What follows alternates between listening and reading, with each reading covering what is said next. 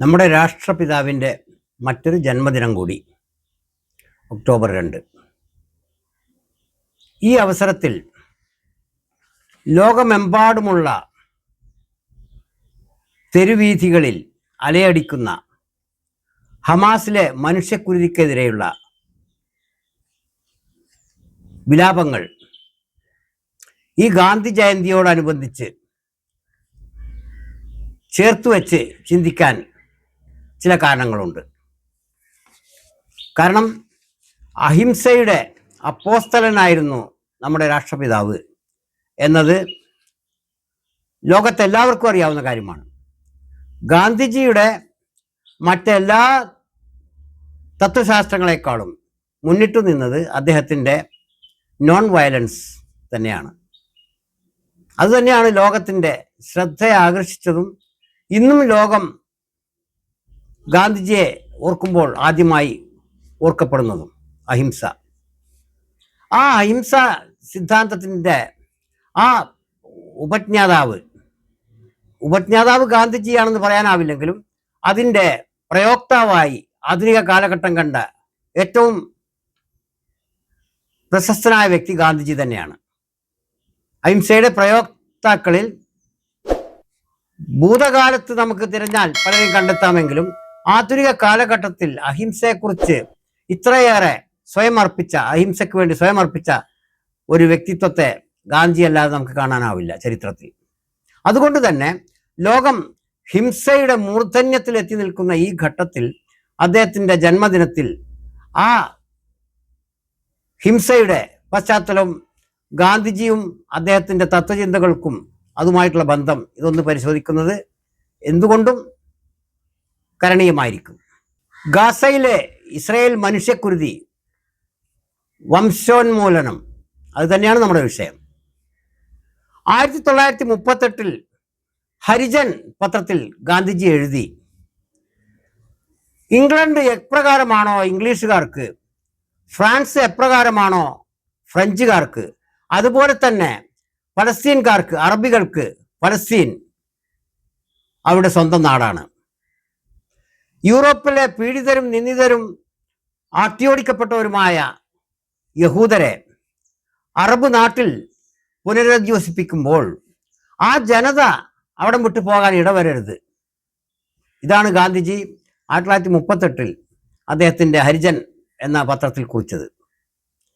തുടർന്ന് 1948 നമ്മുടെ ഫലസ്തീൻ എന്ന രാജ്യത്ത് പോയി ഇസ്രായേലിൻ്റെ സ്ഥാപനം ബ്രിട്ടീഷുകാർ നടത്തിയപ്പോൾ തുടക്കത്തിൽ 1950 വരെയും നെഹ്റുവിൻ്റെ മന്ത്രിസഭ, നെഹ്റു പ്രധാനമന്ത്രിയായിട്ടുള്ള ഇന്ത്യ അതിനെ അംഗീകരിച്ചിരുന്നില്ല. പിന്നീട് 52 അതിന് ഏകദേശ അംഗീകാരം എന്ന നിലയിൽ ഇന്ത്യ നിലപാട് സ്വീകരിച്ചത്. 1992 മാത്രമാണ് ആ രാജ്യവുമായി നയതന്ത്ര ബന്ധം സ്ഥാപിച്ചത്. ഇന്ന് ഗാസയിൽ സംഭവിക്കുന്നത് എന്താണെന്ന് ഒരുപക്ഷെ ഇന്ത്യൻ തെരുവുകൾക്ക് അറിഞ്ഞുകൂടെങ്കിലും ആഗോളതലത്തിൽ ആഗോള സമൂഹത്തിന് മുഴുവൻ തെരുവിലാണ്. അവിടുത്തെ മനുഷ്യക്കുരുതിക്കെതിരെ, വംശീയ ഉന്മൂലനത്തിനെതിരെ ജനങ്ങൾ മുഴുവൻ തെരുവിലാണ്. ഭരണകൂടങ്ങളാവട്ടെ നിസ്സംഗതയിലുമാണ്. അധികാരസ്ഥാനങ്ങൾ നിസ്സംഗതയിലും, അധികാരത്തിന് പുറത്തുള്ള ജനസമൂഹങ്ങൾ ആ മനുഷ്യക്കുരുതിക്കെതിരെയും തെരുവുകളിൽ ഇറങ്ങിയിരിക്കുന്നു. ഈ അവസരത്തിലാണ് നമ്മൾ ഗാന്ധിയൻ അഹിംസയുടെ പ്രസക്തി അന്വേഷിക്കേണ്ടത്. കാരണം ഗാന്ധിജി അഹിംസയെക്കുറിച്ച് പറയുമ്പോൾ അത് സാധാരണ വാക്കായി ഇന്നും നമുക്ക് അങ്ങനെയാണ് തോന്നുന്നത്. പക്ഷേ അതിൻ്റെ ആഴമേറിയ അർത്ഥതലങ്ങളിലേക്ക് പോകുമ്പോഴാണ് അതിൻ്റെ പ്രസക്തി എത്രമാത്രം പ്രാധാന്യമർഹിക്കുന്നു എന്ന് നമുക്ക് ബോധ്യപ്പെടുക. അതിന് മനസ്സിലാക്കണമെങ്കിൽ നമുക്ക് രാഷ്ട്രീയത്തെക്കുറിച്ചുള്ള നമ്മുടെ ഇന്നത്തെ കാഴ്ചപ്പാടിനെ പുനഃപരിശോധിക്കേണ്ടതായിട്ട് വരും. രാഷ്ട്രീയം എക്കാലത്തും അധികാരത്തിന് വേണ്ടിയുള്ളതായിരുന്നു. അധികാരമാകട്ടെ ആയുധങ്ങളുടെ അകമ്പടിയോടെ അല്ലാതെ ഒരിക്കലും ഈ ഭൂമുഖത്ത് ദൃശ്യമായിട്ടില്ല. അതായത് രാഷ്ട്രീയം, അധികാരം, ആയുധബലം, കയ്യൂക്ക്, എല്ലാറ്റിനും മുകളിൽ. ഇത് പരസ്പരം കൂട്ടിയിണക്കപ്പെട്ട കാര്യങ്ങളാണ്. ഈ രാഷ്ട്രീയത്തെയാണ് അദ്ദേഹം നിരായുധീകരിക്കണമെന്നും ഹിംസാത്മകതയിൽ നിന്ന് പുറത്ത് കൊണ്ടുവന്ന് അഹിംസാത്മകമാക്കണമെന്നും ആവശ്യപ്പെട്ടത്. കേൾക്കുന്നവർക്ക് തമാശയായിട്ട് മാത്രമേ അത് അനുഭവപ്പെട്ടുള്ളൂ എന്നുള്ളതാണ് സത്യം. ഇപ്പോഴും അങ്ങനെ തന്നെയാണ്. കാരണം ആധുനിക ലോകം പുരോഗമിക്കുന്നതിനനുസരിച്ച് അവിടെ ആയുധ ബലത്തിന്റെ അടിസ്ഥാനത്തിലാണ് ഒരു രാഷ്ട്രത്തിന്റെ വില നൽകപ്പെടുന്നത്, മാർക്കിടുന്നത്. ഒരു രാജ്യത്തിന് എത്രമാത്രം വിനാശകരമായ ആയുധങ്ങളുടെ ശേഖരമുണ്ട്, അതനുസരിച്ചാണ് ആ രാഷ്ട്രത്തിന്റെ പ്രാധാന്യവും പ്രസക്തിയും മഹത്വവും നിശ്ചയിക്കപ്പെടുന്നത് എന്നൊരവസ്ഥയിലാണ് ഈ ആധുനിക കാലഘട്ടത്തിൽ പോലും മനുഷ്യന് എത്താനായിട്ടുള്ളൂ. ഇത്രയേ എത്താനായിട്ടുള്ളൂ നമുക്ക് സഞ്ചരിച്ചിട്ട്.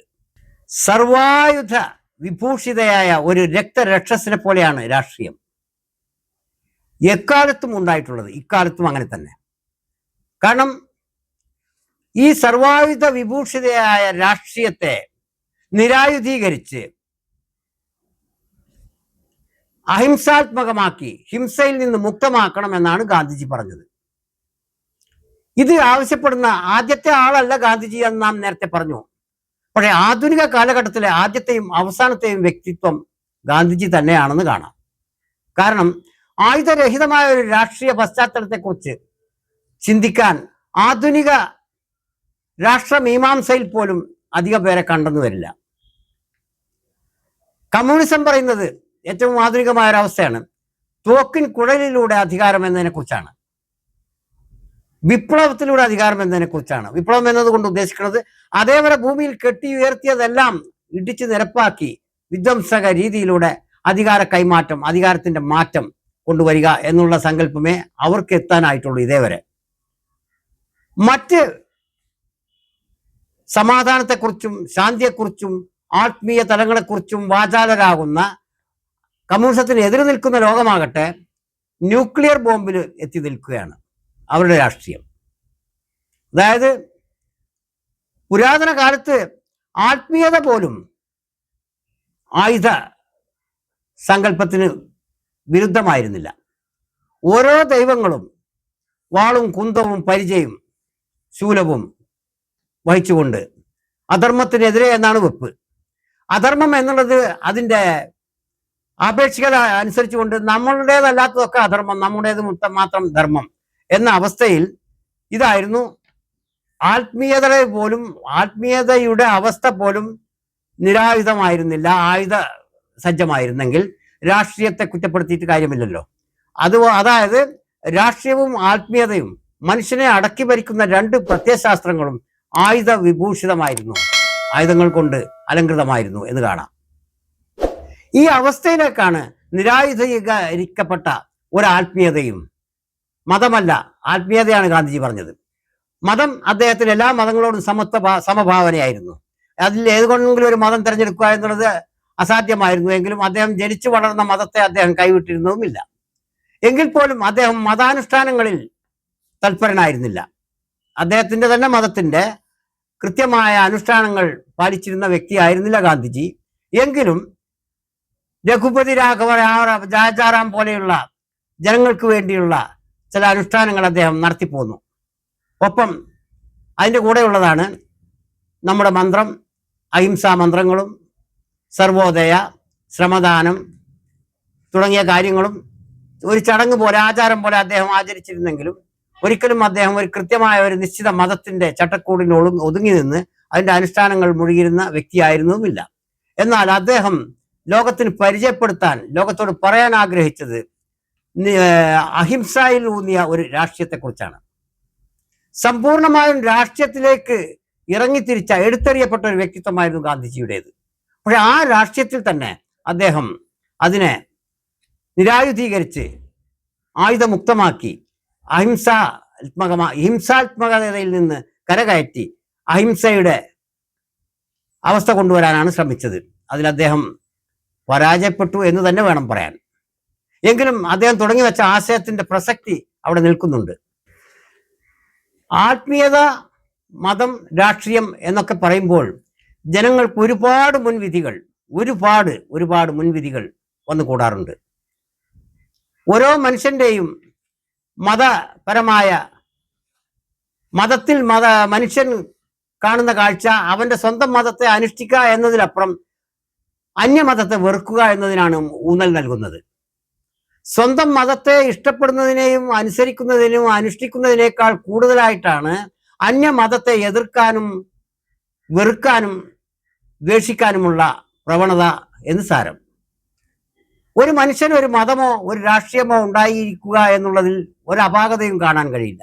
പക്ഷെ ആ മനുഷ്യൻ തൻ്റെ സ്വന്തമായ രാഷ്ട്രീയത്തെയും മതത്തെയും സ്നേഹിക്കുന്നതിന് പകരം, സ്നേഹിക്കുന്നില്ല എന്നതോ പോകട്ടെ, അന്യമതത്തെയും അന്യ രാഷ്ട്രീയങ്ങളെയും വെറുക്കുകയും വിദ്വേഷിക്കുകയും തകർക്കാനുള്ള ആഗ്രഹം വെച്ച് പുലർത്തുകയും ചെയ്യുക എന്നുള്ള ഒരവസ്ഥയിലാണ് ആധുനിക മനുഷ്യൻ ഇപ്പോൾ നിർഭാഗ്യവശാൽ എത്തിപ്പെട്ടു നിൽക്കുന്നത്. ഇവിടെയാണ് ഗാന്ധിയൻ അഹിംസ പൊളിറ്റിക്സിന്റെ, നോൺ വയലന്റ് പൊളിറ്റിക്സിന്റെ പ്രസക്തി നമുക്ക് ബോധ്യപ്പെടുന്നത്. കാരണം ഗാന്ധിജി ഒരു മതരാഷ്ട്രം ഉണ്ടാക്കാനോ മതത്തെ രാഷ്ട്രീയത്തിൽ കൂട്ടിക്കലർത്തി ഒരു രാഷ്ട്രീയത്തെ മതപരമാക്കി തീർക്കാനോ പരിവർത്തിപ്പിക്കാനോ അല്ല ശ്രമിച്ചത്. മതത്തെക്കുറിച്ചല്ല അദ്ദേഹം രാഷ്ട്രീയവുമായി ബന്ധപ്പെടുത്തി കണ്ടത് ആത്മീയതയാണ്, ശുദ്ധമായ ആത്മീയതയെ മാത്രം. ഗാന്ധിജിയുടെ അഹിംസാ രാഷ്ട്രീയം അഥവാ ആത്മീയ രാഷ്ട്രീയം,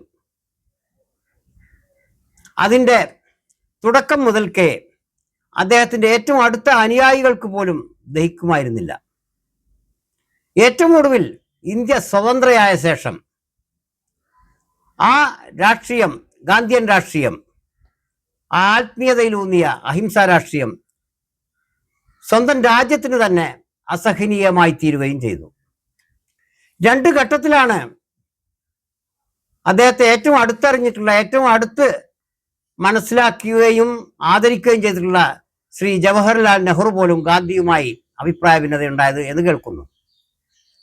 ഒന്നാമത്തേത്, ഇന്ത്യയുടെ വിഭജനം ഒഴിവാക്കാൻ വേണ്ടി ജിന്നയെ ഇന്ത്യയുടെ ആദ്യത്തെ പ്രധാനമന്ത്രിയാക്കാം എന്ന ആശയം ഗാന്ധിജി മുന്നോട്ട് വച്ചപ്പോൾ ജിന്ന അതിന് സമ്മതിച്ചു. പക്ഷെ അദ്ദേഹം പറഞ്ഞു, ഒരുപക്ഷെ നെഹ്റു ഇത് സമ്മതിച്ചില്ലെങ്കിലോ, ഗാന്ധിജി പറഞ്ഞു, നെഹ്റുവിനെ കൃത്യമായി അറിയാവുന്ന ഗാന്ധിജി പറഞ്ഞു, അത് എൻ്റെ ഉത്തരവാദിത്തമാണ്, നെഹ്റുവിനെ എനിക്ക് നന്നായി അറിയാം. ആ ദിവസം രാത്രി ഗാന്ധി സുഖമായി ഉറങ്ങി എന്ന് സ്വാതന്ത്ര്യം അർദ്ധരാത്രിയിൽ എന്ന പുസ്തകത്തിൽ പ്രത്യേകം എടുത്ത് പറയുന്നുണ്ട്. എന്നാൽ പിറ്റേന്ന് സംഗതികളാകെ കുഴഞ്ഞു മറിഞ്ഞു. നെഹ്റുവിന്റെ മുമ്പിൽ ഈ വിഷയം അവതരിപ്പിച്ചപ്പോൾ നെഹ്റു അത് സാധ്യമല്ല എന്ന രീതിയിലാണ് പ്രതികരിച്ചത്. അതായത് സ്വതന്ത്ര ഇന്ത്യയുടെ ആദ്യത്തെ പ്രധാനമന്ത്രി ജിന്ന ആകുന്നതിനോട് നെഹ്റുവിന് ഒരു തരത്തിലും യോജിക്കാനാവുമായിരുന്നില്ല. ഇത് ഗാന്ധിജി പ്രതീക്ഷിച്ചതായിരുന്നില്ല. അതേപോലെ ഇന്ത്യ സ്വതന്ത്രം ആയ ശേഷം കരാർ അനുസരിച്ച് ഒരു തുക പാകിസ്ഥാന് കൊടുക്കാൻ നിശ്ചയിക്കപ്പെട്ടിരുന്നു. ആ തുക കൊടുക്കാൻ നെഹ്റു കൂട്ടാക്കിയില്ല. നെഹ്റു സർക്കാർ അവർ കാരണമായി പറഞ്ഞത് ആ തുക ഇന്ത്യക്കെതിരായി ദുരുപയോഗം ചെയ്തേക്കാം എന്ന് ഭയപ്പെടുന്നതായിട്ടാണ് പറഞ്ഞത്. ഏതായാലും ഗാന്ധിജി കടുംപിടുത്തമുണ്ടായി, ആ പണം കൊടുത്തേ തീരൂ എന്ന അവസ്ഥയിൽ. മാത്രമല്ല അദ്ദേഹം നിരാഹാരം കിടക്കുകയും ചെയ്തു അതിൻ്റെ പേരിൽ. ഇങ്ങനെ രണ്ട് ഘട്ടങ്ങളിൽ ഗാന്ധിയുടെ ഏറ്റവും അടുത്ത അനുയായി എന്ന് പറയാവുന്ന ശ്രീ ജവഹർലാൽ നെഹ്റു തന്നെ ഗാന്ധിയുമായി അഭിപ്രായ ഭിന്നതയുണ്ടായി എന്നാണ് ചരിത്രം പറയുന്നത്. ഇതിനൊക്കെ പുറമെ ഗാന്ധിയുടെ ഇന്ത്യ 1940 സ്വതന്ത്രയായ ശേഷം ഒരു കൊല്ലം പോലും തേക്കാനാവാതെ അദ്ദേഹം വധിക്കപ്പെട്ടെങ്കിലും ആ വധത്തിന് പിന്നിൽ ആരാണെന്നുള്ളതിനെ കുറിച്ചും അവരുടെ പിന്നിൽ മറ്റാരാണെന്നുള്ളതിനെ കുറിച്ചും അതിന് പിന്നിലുള്ള എന്തൊക്കെ ഗൂഢാചരണം ഉണ്ടായിരുന്നതിനെ കുറിച്ചുമുള്ള വിഷയം നമ്മുടെ ഇതിലെ വിഷയമല്ല.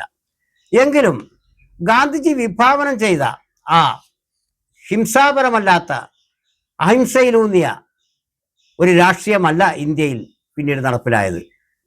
കാരണം ഇന്ത്യക്ക് അതല്ലാതെ മറ്റൊന്ന് ചിന്തിക്കാനും ആകുമായിരുന്നില്ല.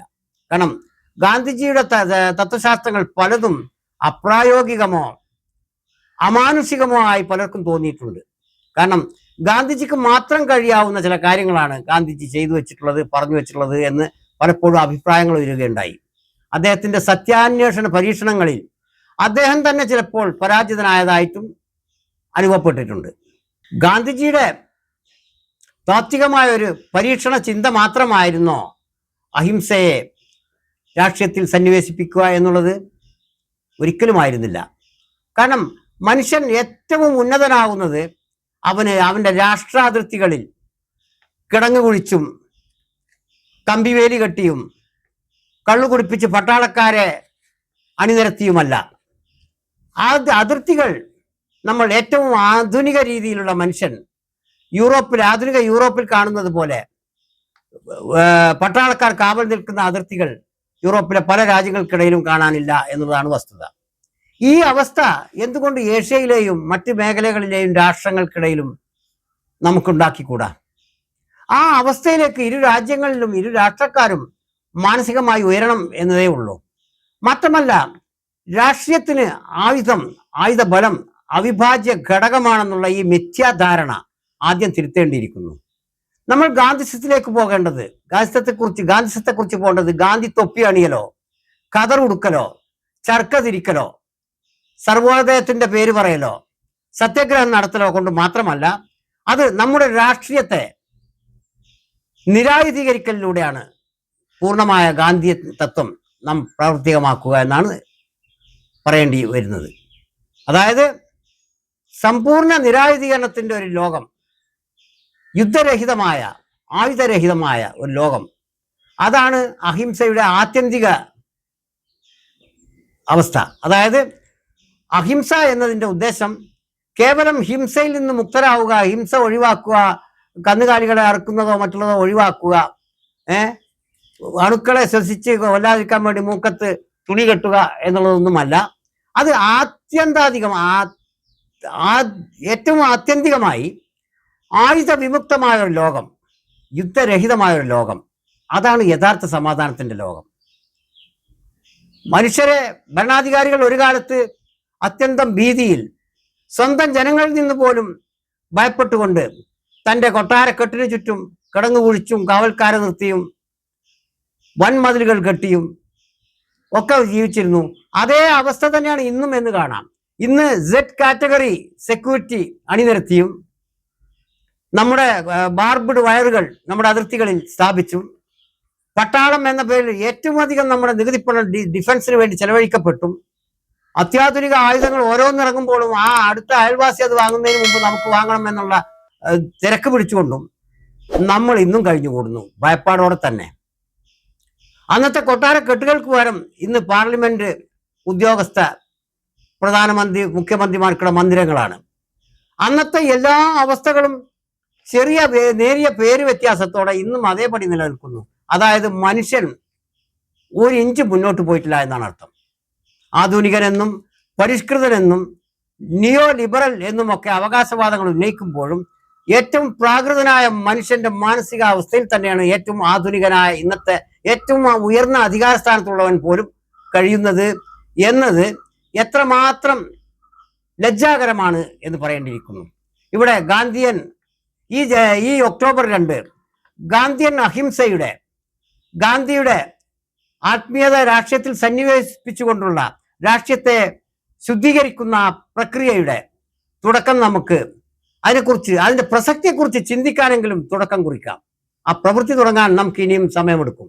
പക്ഷേ ആ ഗാന്ധിയൻ അഹിംസയുടെ രാഷ്ട്രീയത്തിൽ അതിനുള്ള പ്രസക്തിയുടെ പ്രാധാന്യത്തെക്കുറിച്ചുള്ള ചിന്തയിലേക്ക് നമുക്ക് തുടക്കം കുറിക്കാം ഈ ഒക്ടോബർ 2 എന്ന് പറഞ്ഞുകൊള്ളട്ടെ. അമേരിക്കയുടെ 50ാമത്തെ സംസ്ഥാനമായ ഹവായിയുടെ തലസ്ഥാനത്ത്, അതായത് അമേരിക്കയിലെ ഏറ്റവും ജനസാന്ദ്രതയേറിയ സംസ്ഥാനവും നഗരവുമാണ് ഹോണോലുലു. അവിടെ ഗാന്ധി ജയന്തിയോടനുബന്ധിച്ച് ചില ക്രിയകൾ നടത്താറുണ്ടത്രേ. അതേ അമേരിക്കയിൽ തന്നെ വാഷിങ്ടണിലും ഗാന്ധി സ്റ്റാച്യുവിൽ ചില മാലയണിക്കലും മറ്റുമുണ്ടാവും. ഇന്ത്യയിൽ ഉടനീളം ഗാന്ധി പ്രതിമകളിൽ ഇതുവരെ കാക്കതൂറിയ ഗാന്ധി പ്രതിമകളിൽ കഴുകി വൃത്തിയാക്കി മാലയിടുന്ന ഒരു പ്രക്രിയയും നടക്കും. തീർന്നു. ഗാന്ധിയൻ തത്വസംഹിതയുടെ പ്രസക്തി അതോടെ തീർന്നു. ചിലപ്പോൾ രാജ്ഘട്ടിൽ ഒരു പുഷ്പചക്രം അർപ്പിക്കലും ഉണ്ടാവും. ഇത്രയേ ഉള്ളൂ. പിന്നീട് നമുക്ക് സ്ഥിരമായി കുറെ കോൺഗ്രസ്സുകാർ തൊപ്പി അണിയുന്നവർ ഇപ്പോഴും ഉണ്ട്. ഗാന്ധി സൃഷ്ടിച്ചു വിട്ട കുറെ തൊപ്പിക്കാരുണ്ട്, അത്രമാത്രം. കുറച്ച് കതറുണ്ട്, അതുമുണ്ട്. അതേ സമയത്ത് ഗാന്ധിജി മുന്നോട്ട് വെച്ച ലോക സമൂഹത്തിനാകമാനം ഗുണപ്രദമായി തീരേണ്ട മഹത്തായ അഹിംസ എന്ന തത്വശാസ്ത്രത്തെ നാം ചവിട്ടി മെതിച്ചിട്ട് ഇതെല്ലാം അനുഷ്ഠിക്കുന്നതിൽ, ഈ ആചാരങ്ങൾ മാത്രം കൊണ്ടു നടക്കുന്നതിൽ വലിയ കഴമ്പുണ്ടെന്ന് തോന്നുന്നില്ല. അതുകൊണ്ട് നമുക്കും ഹൊണോലുലുവിലും വാഷിങ്ടണിലും ആഘോഷിക്കുന്നത് പോലെ ഉള്ള ആഘോഷങ്ങളുടെ തുടർച്ചയായിട്ടല്ലാതെ ഗാന്ധിയൻ അഹിംസയുടെ പ്രസക്തിയെക്കുറിച്ച് ചർച്ചകളും ഡിബേറ്റുകളും സംഘടിപ്പിച്ച് നമ്മുടെ രാഷ്ട്രീയത്തിലേക്ക് അതിനെ എങ്ങനെ സന്നിവേശിപ്പിക്കാം, നമ്മുടെ രാഷ്ട്രീയത്തെ എങ്ങനെ ഹിംസാമുക്തമാക്കാം, എങ്ങനെ അതിനെ കുറെ കൂടെ മനുഷ്യത്വപരമാക്കാം, മനുഷ്യന്റെ രാഷ്ട്രീയം മനുഷ്യന് ഉതകുന്ന തരത്തിലായിരിക്കണം, മനുഷ്യനെ കൊന്നു തള്ളുന്ന തരത്തിലായിക്കൂടാ എന്നതിലേക്ക് എങ്ങനെ എത്തിച്ചേരാം എന്ന് ചിന്തിക്കാനുള്ള ഒരു അവസരമായി ഈ ഒക്ടോബർ 2 നമുക്ക് ഉപയോഗപ്പെടുത്താം.